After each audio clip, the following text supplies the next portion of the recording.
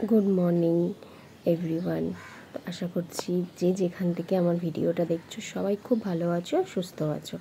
তো তোমাদেরকে একটা নতুন ভিডিওর সাথে অনেক অনেক ওয়েলকাম জানাচ্ছি।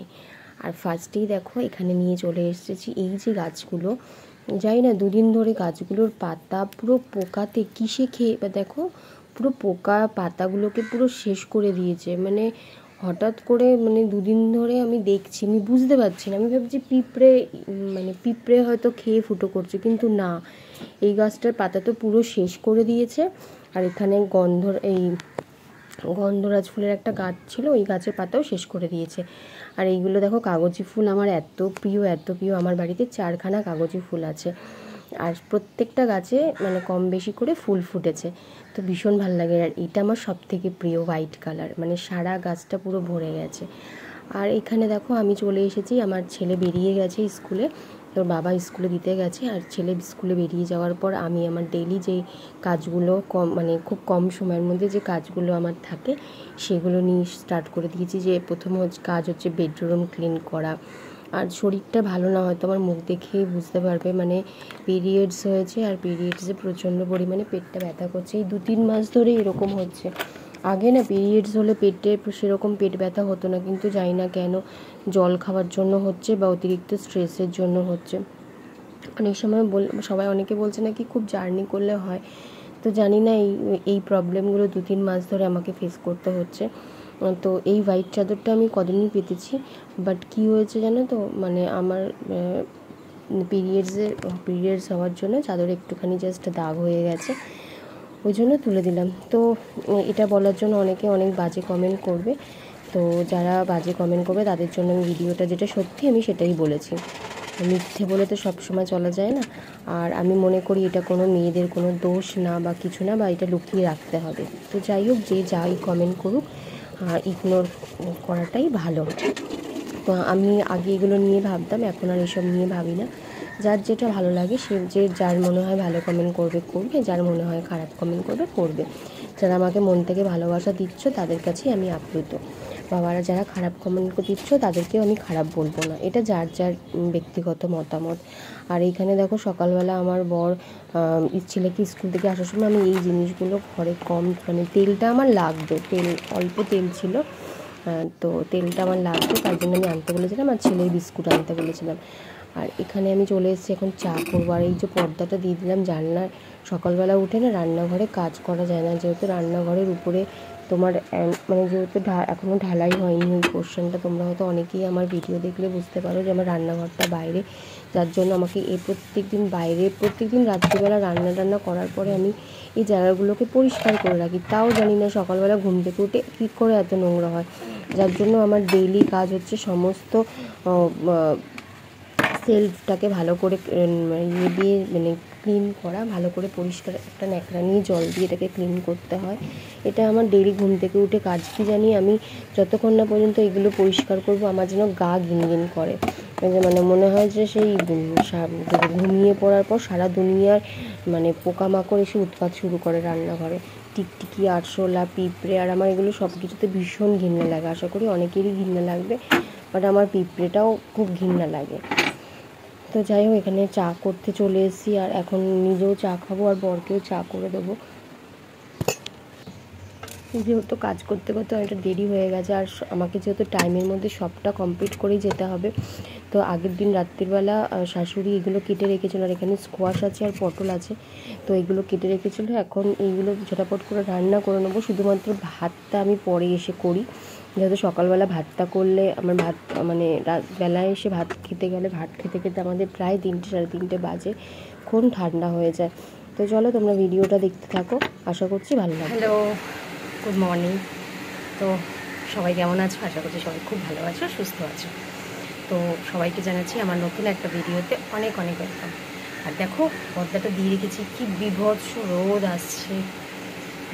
আর বরকে চা দিয়ে আসলাম, ও ছেলেকে স্কুল দিয়ে, ছেলের স্কুল স্টার্ট হয়ে গেছে, তো আবার ডেলি ডিউটি শুরু, ওরও ডিউটি আমারও ডিউটি। ওর তো ডিউটি ছিল, বাট নতুন করে ডিউটিটা আবার শুরু হয়েছে, আর আমার আবার ডিউটি স্টার্ট হয়েছে। আর এই দেখো আমার কদিন ধরে আমার চোখটা কি প্রবলেম হচ্ছে, যার জন্য আমি ঠিকমতো ভিডিও এডিট করতে পারছি না, তো ভিডিও আসতে অনেকটা দেরি হচ্ছে।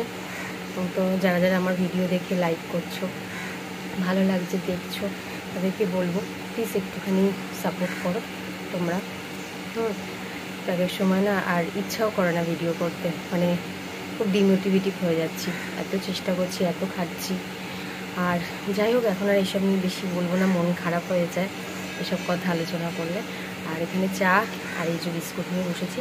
আর বড় বিস্কুট আনো তোমাদের দেখালাম, মানে প্রতিদিনই স্কুল থেকে আসার সময় ওকে কিছু না কিছু বলেই দিতাম, কিন্তু এখন এই জাস্ট স্কুলটা শুরু হলো, আবার ডেইলি ওই কিছু যেদিনকে যেটা দরকার হবে সেদিনকে সেটাই বলে দেবো। তো আজকে আর কিছু মাছ রান্না করবো না, আর কালকে রাতে তরকারি কেটে রেখেছিলো শাশুড়ি, ওটাই রান্না করব।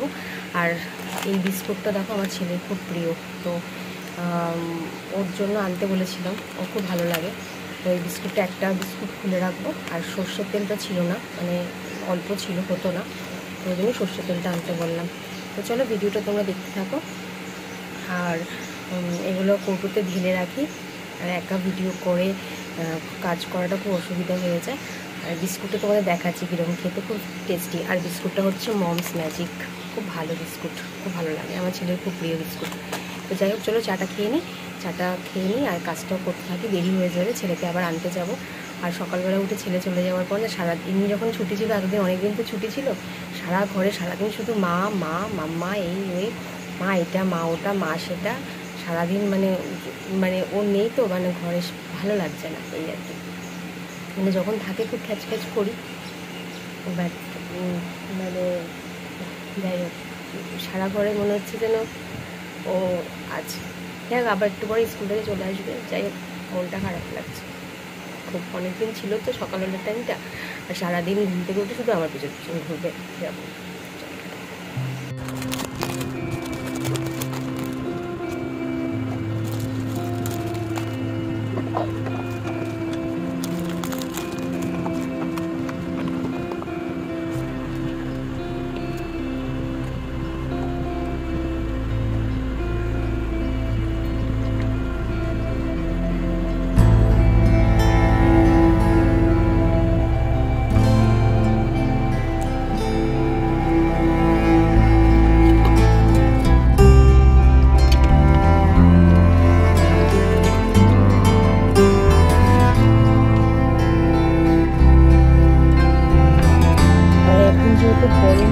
গরমে বিকেলবেলাও জল দিই, তাও যেন সকালবেলা উঠে দেখি গাছগুলো কেমন হয়ে রয়েছে, ওই জন্য আবার সকালবেলা উঠেও গাছগুলোকে জল দিতে হয়।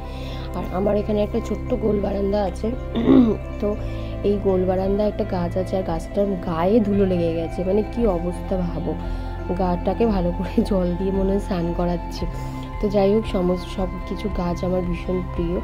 আর তারপরে ওই দিকের কাজটা হয়ে গেছে, মোটামুটি রান্নাটাও কিছুটা বসিয়ে রেখে এসেছি। আমি ভাবছি রান্নাটা হোক, আর এদিকে আমি এই টিভির সেলফগুলোকে ভালো করে পরিষ্কার করছি। এগুলো আমাকে সপ্তাহে খুব কম না হলেও চারবার করতেই হয়, কেন প্রচণ্ড ধুলো হয়, জানি না কেন কোথা থেকে এত ধুলো আসে। আর টিভিতে হালকা হালকা দাগ হয়েছে, তাই আমি ওই ঘরে গেছিলাম আবার একটুখানি হালকা করে কলিন আনতে। তো কলিন নিয়ে এসে টিভিটা পরিষ্কার করলাম। আর তোমরা আমাকে একটু প্লিজ জানিও তো যে কলিন দিয়ে, আমি এটা অনেকেই বলেছে যে কলিন দিয়ে নাকি টিভি পরিষ্কার করাটা নাকি ঠিক না, তো আমাকে একটু প্লিজ জানিও তো তোমরা যে এটা কি ভুল। যাই হোক, টিভি পরিষ্কার করার পর আমার এই ঘরটা মোছার পালা, তো এই ঘরটা মুছতে আমি চলে এসেছি। আর আমি মানে সমস্ত জিনিস না সরিয়ে মুছি, এমন নয় যে যেখানে থাকে সেটাকে পাশ কাটিয়ে দিয়ে ঘর মুছে বেরিয়ে আসি, এমন নয়। আমার অভ্যাস, আমি সব জিনিস সরিয়ে আমি ঘর মুছবো। যখন খুব কম সময় থাকে তখন না সেটা করি না, বাট যখন একটু হাতে টাইম থাকে তখন আমি কাজগুলো করি। আর এত রোদ উঠেছে বাইরে দাঁড়ানো যাচ্ছে না, মানে সকাল কটা বাজে তখন ধরো 7:30 মতো হবে, 7:30টার সময় রোদ দিয়েছে, তাকানো যাচ্ছে না, আর মানে মাটি মানে সানের উপরে পা ফেলা যাচ্ছে না। আর ওই যে জানলাটা দেখতে পাচ্ছ না, ওই জানলার ওই পাশে আমার রান্নাঘর, আর উপরে দেখো অ্যাসবেস্টার না টিন দেওয়া।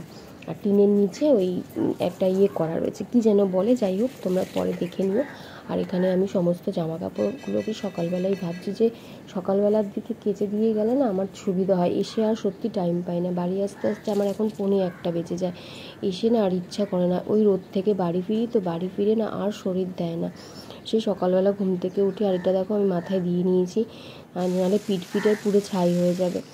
আর এখানে দেখো রান্নাটাও মোটামুটি আমার দুদিকে দুটো বসিয়ে নিয়েছি বলে খুব মানে হয়ে গেছে, দেরি হয়নি। আর তোমাদের আমি পুরো রুমটা একবার দেখে নিচ্ছি যে ক্লিন করার পরে সত্যি রুম মানে কেমন লাগে, সব কিছু জিনিস পরিষ্কার থাকলে মনটাও ভালো লাগে, কাজ করে স্যাটিসফ্যাকশান হয় যে না পরিষ্কার পরিচ্ছন্ন হয়েছে।